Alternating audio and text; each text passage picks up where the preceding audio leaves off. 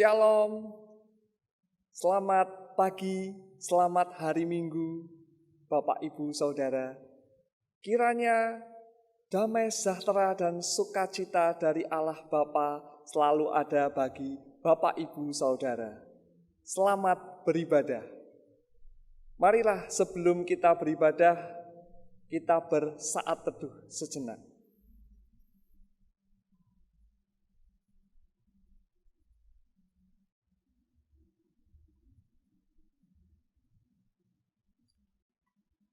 Panggilan beribadah. Menyanyilah bagi Tuhan, pujilah namanya. Kabarkanlah keselamatan yang daripadanya dari hari ke hari. Ceritakanlah kemuliaannya di antara bangsa-bangsa. Perbuatan-perbuatan yang ajaib di antara segala suku bangsa. Sebab Tuhan Maha Besar dan sangat terpuji. Ia lebih dahsyat daripada segala Allah. Kepada Tuhan, hai suku-suku bangsa. Kepada Tuhan sajalah kemuliaan dan kekuatan.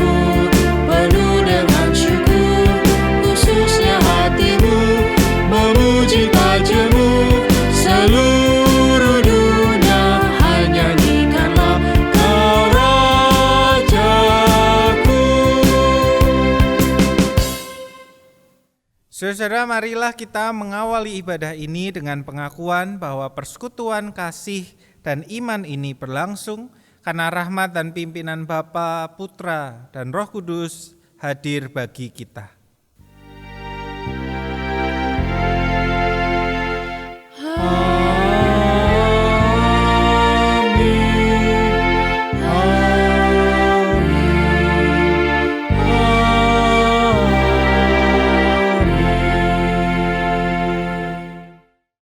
Bapak, Ibu, Saudara, marilah kita berdoa. Bapa, kami datang ke hadirat-Mu. Kami mengucapkan syukur atas hari ini, atas segala berkat dan perlindungan daripada-Mu. Terima kasih Bapa, sudah memberikan kami yang terbaik di antara yang paling baik dalam segala hal. Kami berterima kasih Bapa. Kami masih diberi kesehatan. Minggu ini kami dapat berkumpul bersama beribadah di tempat ini untuk memuliakan nama-Mu. Dan kami memohon ampun Bapa atas segala dosa dan kesalahan kami. Ampunilah kami Bapa. Seringkali kami menyakiti perasaan sesama kami. Ampunilah kami Bapa. Dan ajarilah kami Bapa untuk selalu mengampuni orang yang bersalah kepada kami. Seperti hati Bapa yang selalu mengampuni dan mengasihi tiada pamrih. Dan kami percaya akan perlindungan daripada-Mu Bapa. Terima kasih Bapa atas segala perlindungan daripada-Mu. Inilah doa dan permohonan kami. Di dalam nama Tuhan Yesus kami berdoa. Amin.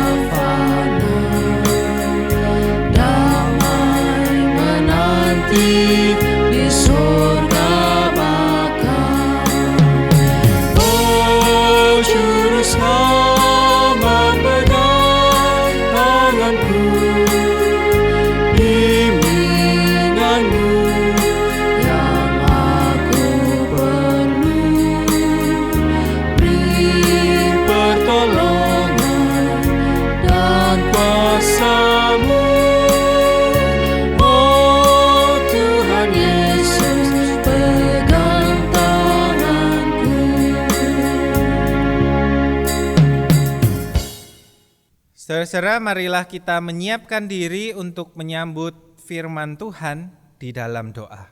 Mari kita berdoa.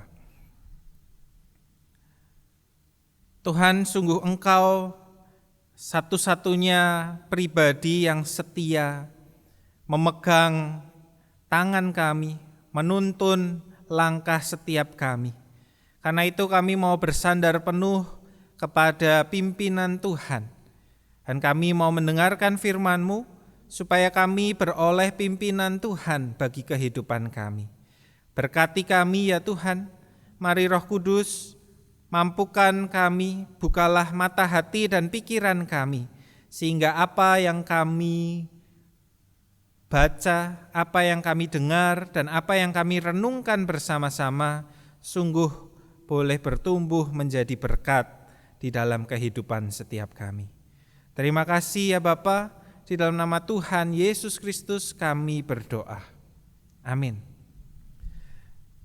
Saudara-saudara, marilah saat ini kita membaca firman Tuhan yang diambil dari Matius 22 ayatnya yang ke-15 sampai 22.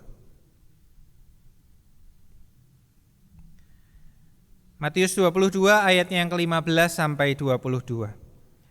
Kemudian pergilah orang-orang Farisi, mereka berunding bagaimana mereka dapat menjerat Yesus dengan suatu pertanyaan.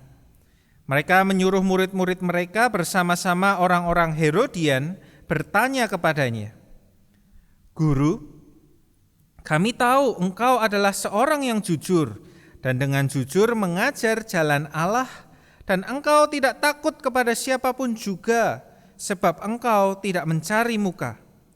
Katakanlah kepada kami pendapatmu, apakah diperbolehkan membayar pajak kepada Kaisar atau tidak?" Tetapi Yesus mengetahui kejahatan hati mereka itu lalu berkata, "Mengapa kamu mencobai aku, hai orang-orang munafik? Tunjukkanlah kepadaku mata uang untuk pajak itu. Mereka membawa suatu dinar kepadanya. Maka ia bertanya kepada mereka, "Gambar dan tulisan siapakah ini?" Jawab mereka, "Gambar dan tulisan Kaisar."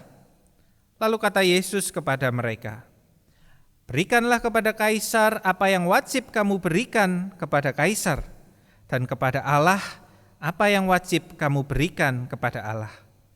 Mendengar itu heranlah mereka dan meninggalkan Yesus lalu pergi. Sedemikian jauh pembacaan firman Tuhan. Yang berbahagia adalah setiap kita yang mendengarkan dan memelihara firman-Nya di dalam kehidupan kita. Haleluya.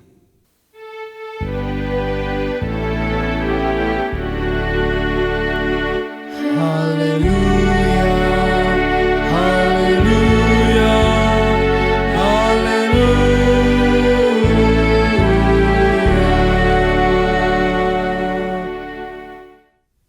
Saudara-saudaraku, kalau Anda mendengar tentang orang yang berkuasa, siapa yang muncul di dalam bayangan Anda? Apakah seorang presiden, bupati, bos atau CEO dari sebuah perusahaan, atau mungkin kepala sekolah, kepala bidang apa, orang-orang yang berada di posisi kepemimpinan. Ya, seringkali orang yang berkuasa kita identikkan dengan mereka yang berada di posisi kepemimpinan atau setidaknya memiliki jabatan. Tetapi pernahkah kita berpikir atau membayangkan bahwa seorang tukang parkir juga adalah orang yang berkuasa? Kok bisa ya? Karena seorang tukang parkir punya kuasa ketika mengatur letak dan posisi kendaraan kita. Bukankah kalau seorang tukang parkir berkata mundur, mundur, atau balas kanan, hop, stop, kita akan mengikutinya. Kita akan mematuhi apa yang menjadi instruksinya. Dan disitulah kita melihat bahwa seorang tukang parkir pun ternyata memiliki sebuah kuasa. Nah, saudara-saudara yang dikasihi Tuhan, kuasa secara tradisional dilihat sebagai kapasitas untuk mempengaruhi dan membuat orang tunduk, mengikuti kehendak orang yang berkuasa, atau bahkan menolong orang, membuat orang mempercayai apa yang dikehendaki oleh orang yang punya kuasa tersebut. Ini semua dicapai dengan misal sebuah kalimat, bujukan, bahkan kadang seringkali dengan paksaan atau dengan mengendalikan sumber daya tertentu, makanan, pangan, kebutuhan-kebutuhan esensial. Itu semua bisa dipakai menjadi alat untuk menunjukkan kuasa, mempengaruhi, membuat orang melakukan, bertindak dengan suatu cara tertentu. Nah, karena itu seringkali yang dilihat dan dipandang adalah ada pihak yang punya kuasa dan pihak lain adalah pihak yang tidak berkuasa, yang bisanya hanyalah tunduk dan mengikuti. Karena itu seringkali diskusi seputar kuasa berputar soal bagaimana mengontrol kuasa seseorang supaya tidak berlebihan, atau melihatnya kepada siapa saya mau membiarkan diri saya ini dikuasai. Saudara-saudara, di dalam Matius 22, diskusi Yesus dengan orang-orang Farisi terpusat pada sebuah pertanyaan, bolehkah membayar pajak kepada Kaisar? Ya, pertanyaan ini jauh lebih dari sekedar persoalan membayar pajak, tetapi juga berbicara tentang kuasa seorang kaisar. Kita tahu bangsa Israel pada zaman itu adalah bagian dari jajahan Romawi. Kerajaan Romawi terbentang begitu luas dari ujung barat Eropa sampai ke timur tengah. Itu adalah lokasinya sangat luas, mungkin 2-3 kalinya ukuran Indonesia. Kerajaan yang sangat luas, menaklukkan banyak bangsa, menaklukkan banyak negara termasuk Israel. Ya, dan sebagai bagian dari kekaisaran Roma, bangsa Israel pun harus membayar pajak kepada Roma, kepada kaisar. Kaisar sudah menaklukkan, menguasai mereka, maka bagian mereka adalah membayar pajak. Tetapi hal ini menyebalkan dan tidak menyenangkan bagi orang-orang Israel. Ya, mereka tidak suka menundukkan diri kepada bangsa asing, ya, bahkan bangsa yang dipandang kafir karena tidak mengenal Allah mereka. Nah, di dalam konteks inilah kemudian pajak kepada kaisar menjadi sebuah isu yang sensitif. Ya, bolehkah kami membayar pajak atau tidak boleh? Ya, apakah kita mau tunduk? Pajak dilihat sebagai bentuk nyata penjajahan yang dirasakan orang-orang, maka mereka, bolehkah kita tunduk? Haruskah kita tunduk kepada pemerintahan penjajahan asing? Nah, saudara-saudara, situasi ini dipahami oleh Yesus.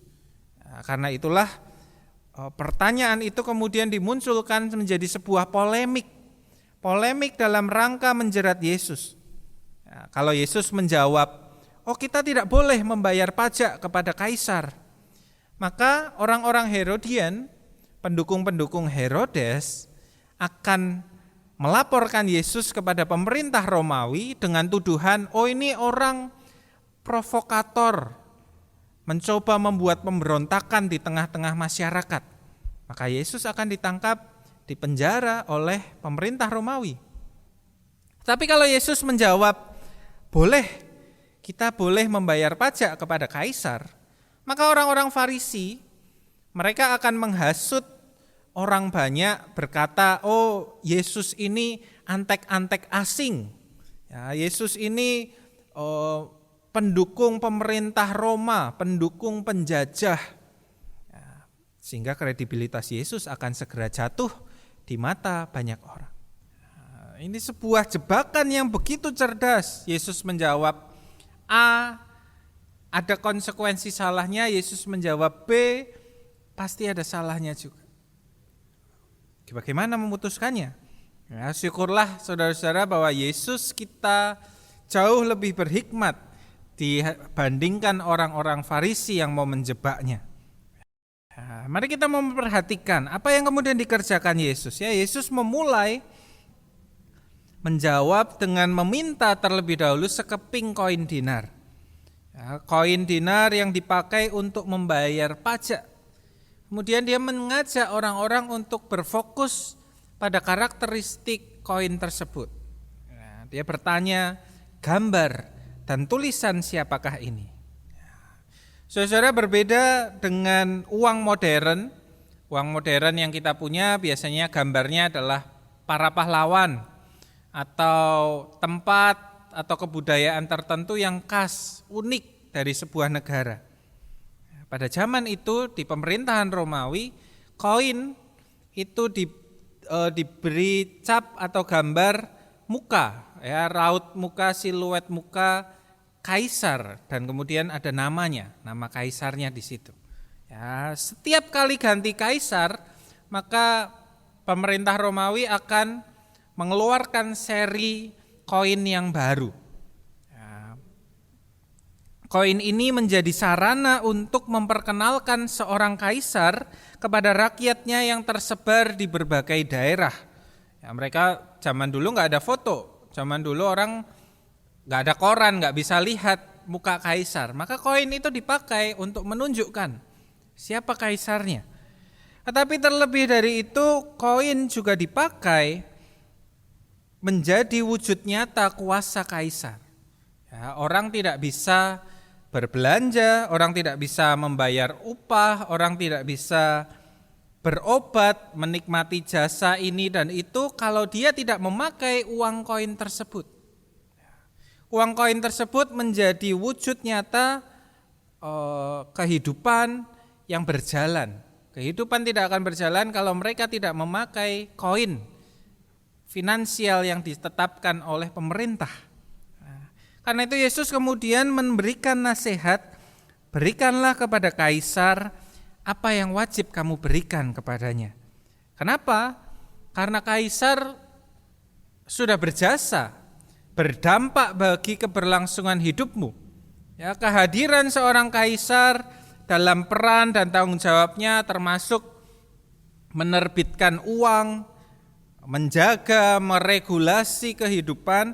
Di situ dia menjalankan perannya sebagai pemerintah. Dan kini saatnya kamu juga berperan. Bayarlah pajakmu, ya, gunakanlah koin, uang yang kamu pakai untuk menunjang hidupmu itu juga untuk berperan memberi kepada kaisar. Ya. Saudara-saudara, di sini Yesus hendak mengajak melihat. Ya, Yesus membingkai ulang kacamata orang. Orang saat itu melihat soal, saya nggak mau tunduk pemerintah asing, saya tidak mau tunduk kepada pemerintahan asing. Yesus mencoba melihat secara berbeda. Bukan soal siapa menaklukkan siapa, bukan soal ketundukan atau kebebasan dan kemerdekaan, tetapi kuasa dilihat sebagai kapasitas memberikan sesuatu. Kuasa dilihat sebagai kapasitas memberikan suatu hal yang akan meningkatkan kualitas kehidupan semua pihak yang terlibat di sana. Pemerintah, Kaisar Romawi dalam posisinya sebagai pemerintah, pemimpin tertinggi punya kapasitas untuk meningkatkan kualitas hidup. Ya, misal dengan menghadirkan kebijakan yang konstruktif, kepemimpinan yang bijaksana, tentara untuk menjaga keamanan. Ya, pemerintah Romawi membangun jalan-jalan yang begitu terhubung dan begitu rapi dan begitu aman sehingga kehidupan perekonomian menjadi bergairah dan hidup dengan besar dan bertumbuh pesat. Itu adalah sesuatu yang diterima, manfaat yang diterima oleh rakyat. Kehadiran kuasa kaisar itu meningkatkan kualitas hidup rakyatnya. Dan di situ kemudian rakyat diajak bukan untuk berbicara soal tunduk kepada pihak berkuasa, tetapi menyadari bahwa dirinya pun punya kuasa. Rakyat punya sesuatu yang bisa diberikan untuk meningkatkan kualitas kehidupan bersama. Apa itu? Salah satunya adalah uang untuk membayar pajak. Uang yang diberikan, pajak yang dibayarkan itu akan menciptakan bangsa dan negara yang lebih baik. Uangnya akan dipakai untuk kepentingan publik. Ya, bayangkan sebuah negara di mana semua rakyatnya berkata, saya nggak mau bayar pajak. Maka negara itu akan bangkrut, negara itu akan lumpuh. Dan kalau negara itu lumpuh, maka kehidupan bersama pun juga menjadi hancur berantakan. Jadi di sini rakyat pendengar Yesus pun diajak melihat bahwa dirinya bukanlah orang-orang yang tidak punya kuasa.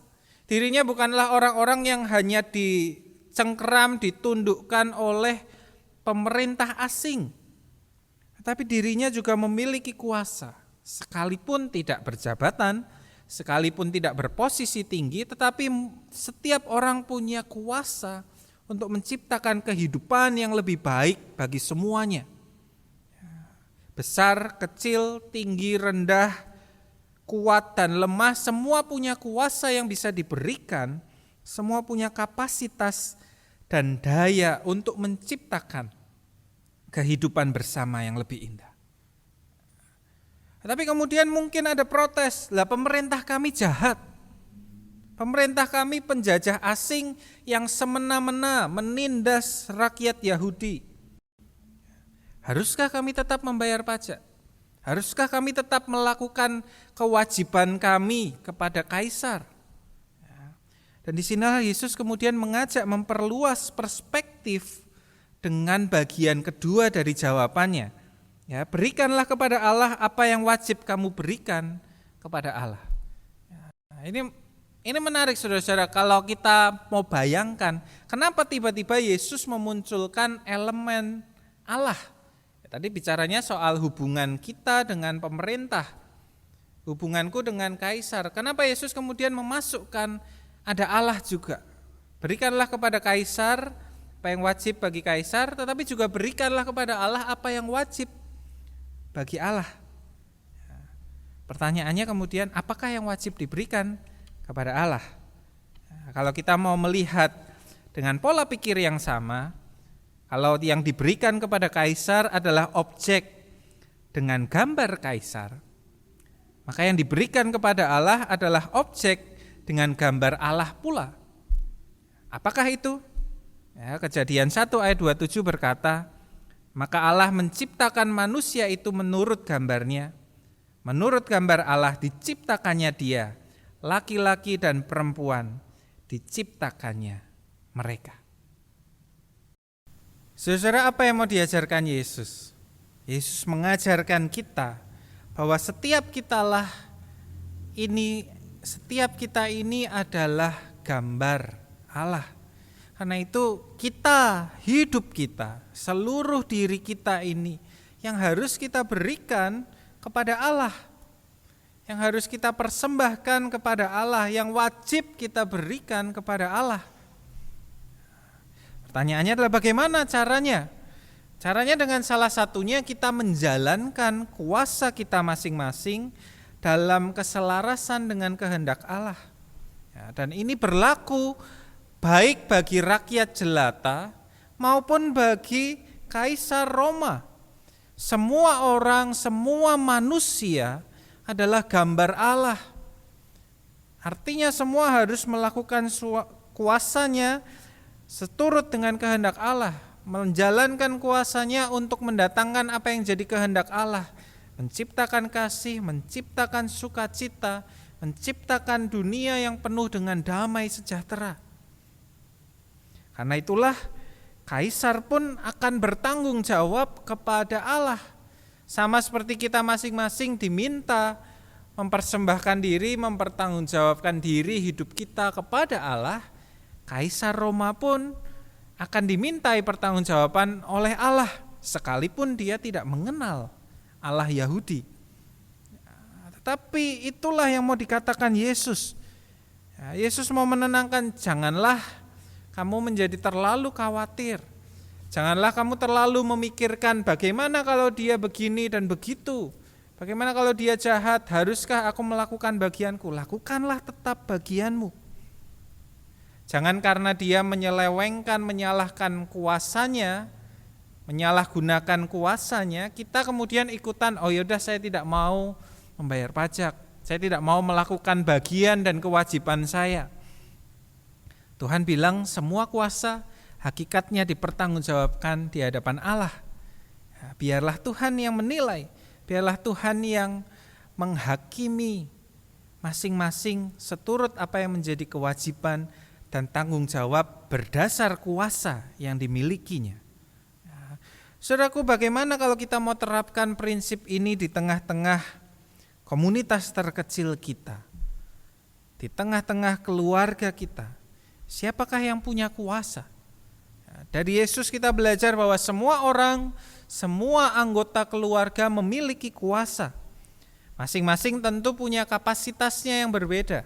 Masing-masing punya keunikan berdasar posisinya masing-masing. Ayah dan ibu memiliki kuasa untuk memberikan pimpinan, mengambil keputusan, mendidik anak-anak. Kemudian tergantung siapa yang mencari nafkah dan siapa yang mengelola kerumah tanggaan, masing-masing punya kuasa yang berbeda. Yang satu berkuasa untuk menentukan pendapatan mungkin, yang satu berkuasa untuk mengatur bagaimana rumah ini berjalan. Anak-anak pun orang-orang yang punya kuasa. Anak-anak bukan orang-orang yang tidak berkuasa dan tidak berdaya, hanya bisa tunduk. Anak-anak punya kuasa membantu tugas rumah tangga, bersekolah dengan baik, dan menyerap ilmu dengan maksimal. Itu kuasa anak, kapasitas yang dilakukan anak. Memberikan suara, memberikan pendapat, memberikan perspektif yang berbeda. Di situ juga kuasa anak-anak untuk memperkaya kehidupan keluarga.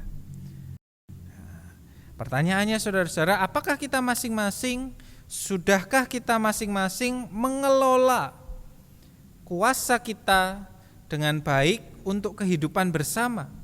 Sudahkah kita bersama-sama berembuk berbagi apa yang mau kuasa yang kita nyatakan, apa kuasa yang mau kita lakukan, dan kita pakai untuk saling menguatkan. Contoh, seorang rekan orang tua mendefinisikan peran orang tua adalah mempersiapkan anak untuk hidup dalam dunia yang lebih luas daripada sepetak kamarnya. Jadi kuasa orang tua adalah mengarahkan, mempersiapkan anak sehingga menjadi dewasa, berkembang, dan bisa berdikari. Tetapi berapa sering orang tua menjadikan anak seperti sebuah proyek atau sebuah mahakarya yang mau dibentuk dan dibentuk sesuka hati keinginan orang tua. Tujuannya supaya orang tua bangga. Fokusnya pada supaya orang tua menjadi bangga. Kuasa yang positif kemudian berubah menjadi kuasa yang menjajah seperti seorang tirani. Mengontrol, memaksakan kehendaknya. Ada seorang teman, dia nggak ingin jadi dokter, passionnya adalah seni. Tapi orang tuanya pengen kebanggaan punya anak seorang dokter. Maka dia kemudian dipaksa sekolah dokter. Dan dia menjalaninya. Tetapi dengan terpaksa sebisanya, dan setelah selesai kuliah kedokterannya, dia pergi dan menjadi seorang artis, seorang seniman, mengerjakan apa yang menjadi passionnya. Tetapi bukankah dia sudah membuang waktunya sekian tahun? Semua hanya karena orang tua memaksakan kuasa dan kehendaknya. Yang lain di anak-anak pun, anak-anak belum tentu menjadi seseorang yang memegang kuasa dengan baik. Zaman sekarang ada banyak teknologi canggih, orang tua seringkali ketinggalan zaman, kurang mengerti, butuh diajarin oleh anak. Dan di sini anak punya kuasa untuk mengedukasi, punya kapasitas untuk mengedukasi orang tua. Berapa banyak anak-anak yang kalau diminta ngajarin orang tuanya suka nggak sabar? Saudara pernah begitu mungkin? Saya beberapa kali sering begitu. Saya berapa kali diminta mengajarin mama atau papa waktu itu suka nggak sabar. Suka kemudian marah-marah, gimana sih gitu aja kok nggak dong. Ini loh, gini loh. Disitulah kuasa yang ada di tangan saya, di tangan seorang anak juga ternyata tidak dipakai dengan bijaksana. Sehingga kuasa itu akhirnya tidak memberdayakan, tidak mampu membawa orang tua menjadi lebih baik. Kehidupan bersama tidak menjadi lebih baik. Orang tua jadi tidak paham teknologi yang diajarkan karena anak tidak mengajarinya dengan baik.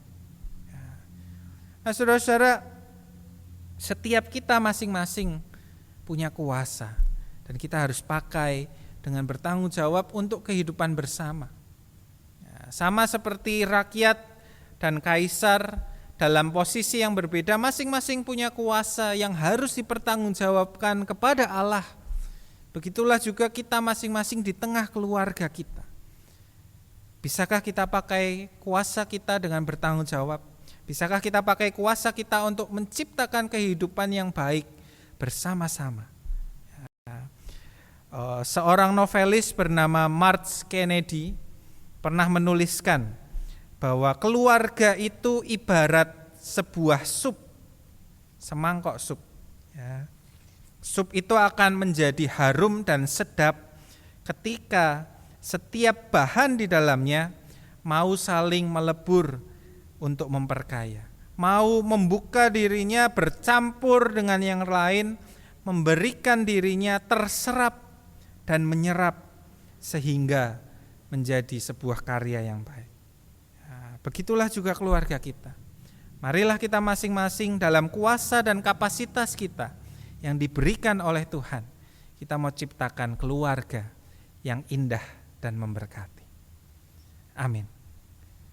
Mari kita mengambil saat teduh sejenak.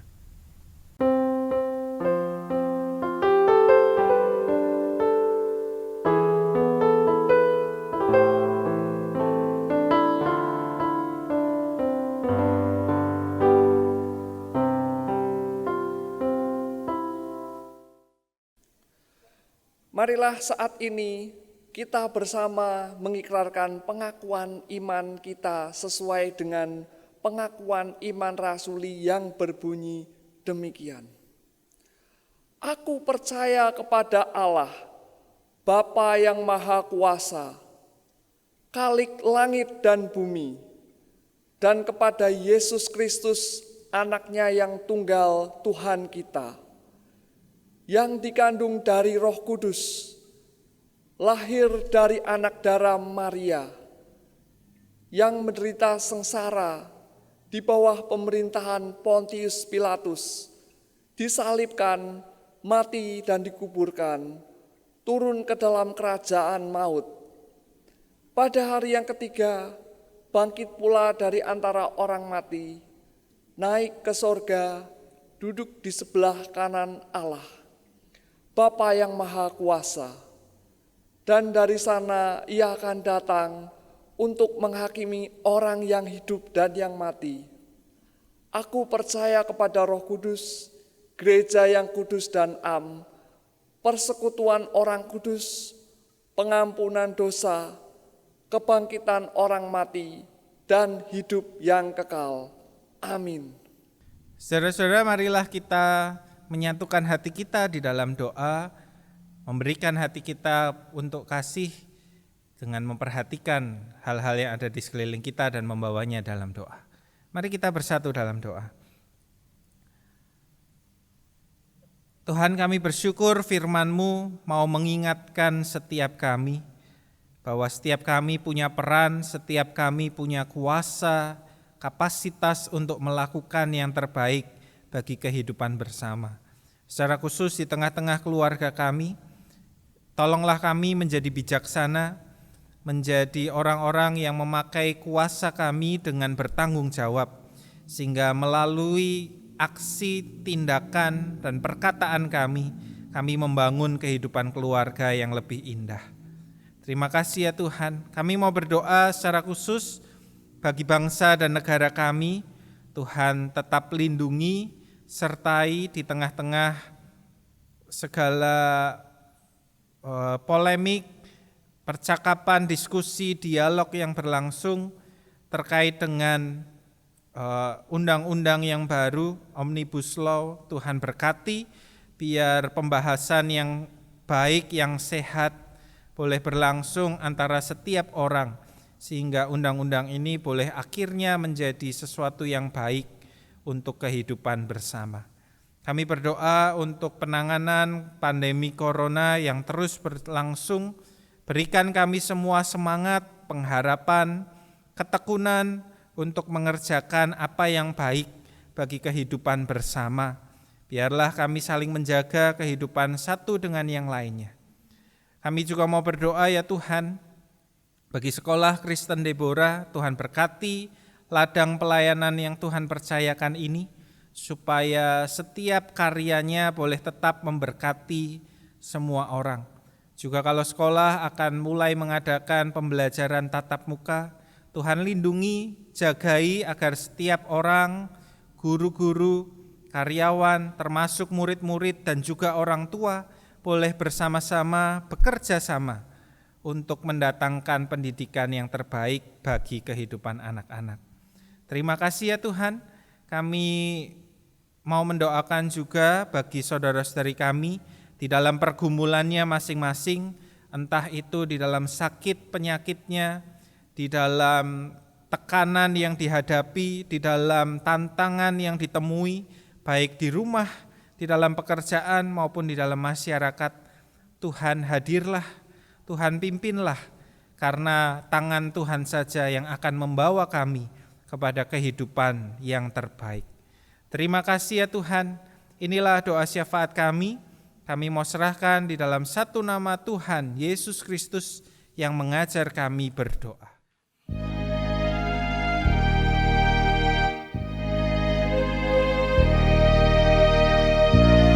Bapa kami yang ada di surga,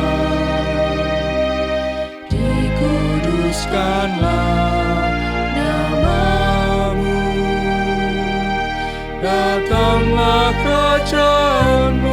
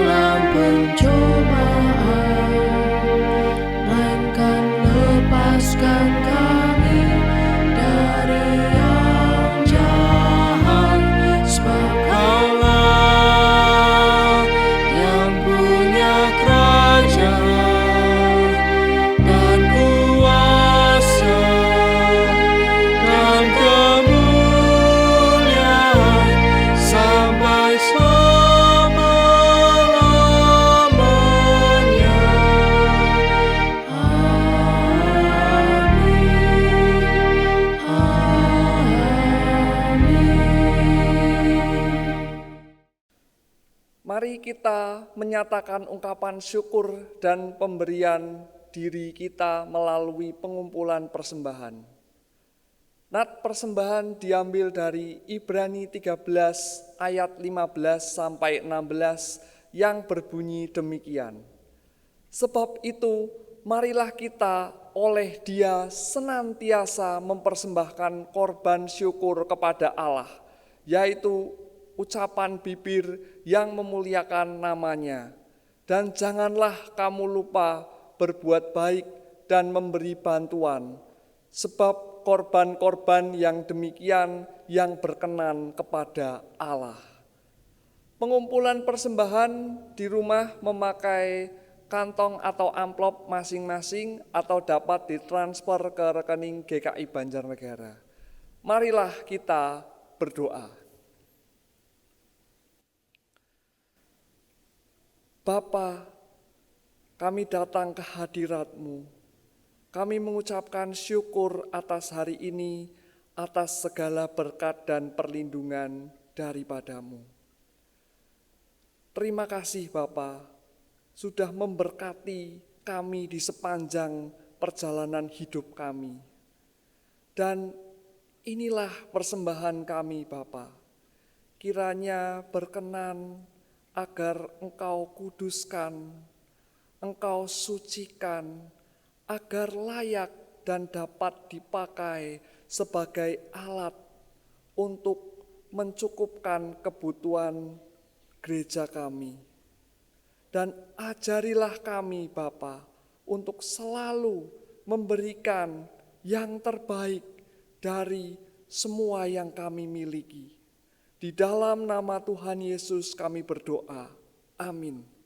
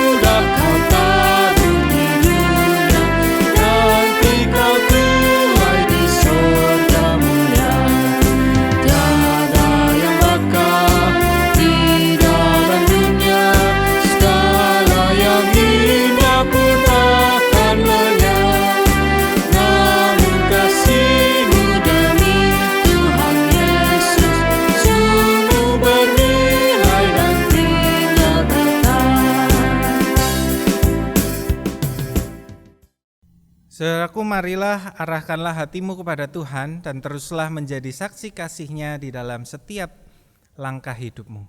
Kini terimalah berkat dari Tuhan. Tuhan Allah menaungi kita pada waktu siang dan melindungi kita pada waktu malam. Tuhan Allah memeluk kita dalam kasih dan karunia-Nya. Tuhan Allah mengenyangkan kita dengan kebaikan dan kemurahan-Nya. Amin.